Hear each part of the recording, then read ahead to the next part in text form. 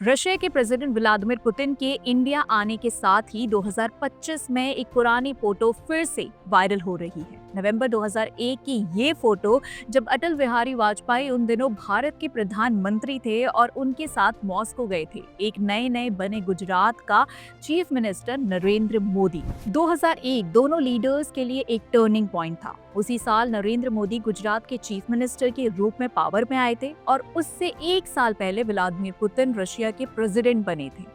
एक तरफ भारत में एक नया नेता उभर रहा था और दूसरी तरफ मॉस्को में एक स्ट्रॉन्ग लीडर ग्लोबल पॉलिटिक्स को शेप करने के लिए तैयार था।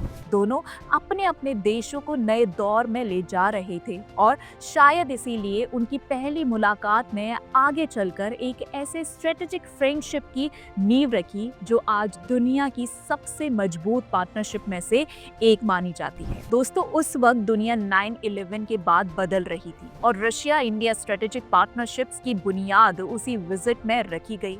पीएम मोदी को ये बात हमेशा याद रहती है कि उस पहली मुलाकात के समय पुतिन प्रेसिडेंट थे और नरेंद्र मोदी एक सीएम, लेकिन उनकी बातचीत और संपर्क मित्र की तरह ही हुई और वही पल दोनों के बीच दोस्ती का पहला कदम बना। आज 24 साल बाद वो सीएम भारत के प्रधानमंत्री हैं और पुतिन अब भी भारत के सबसे इंपॉर्टेंट स्ट्रेटेजिक पार्टनर। डिफेंस से लेकर डिप्लोमेसी तक दोनों देश एक दूसरे के साथ खड़े हैं। ब्रह्मोस मिसाइल सिस्टम हो या S-400 एयर डिफेंस, जिसने पाकिस्तान के ड्रोन और मिसाइल अटैक्स को रोकने में भी क्रूशियल रोल प्ले किया। न्यूक्लियर कॉर्पोरेशन हो या स्पेस टेक्नोलॉजी और रशिया से कम कीमत पर क्रूड ऑयल लेकर ग्लोबल प्रेशर के बावजूद भारत की इकोनॉमी को मजबूत रखना, ये सब दिखाता है कि दोस्ती सिर्फ कागज पर नहीं, जमीन पर है। रशिया इंडिया के कल्चरल बॉन्ड्स भी उतने ही गहरे हैं। राज कपूर बॉलीवुड और हिंदी गानों का क्रेज आज भी रशिया में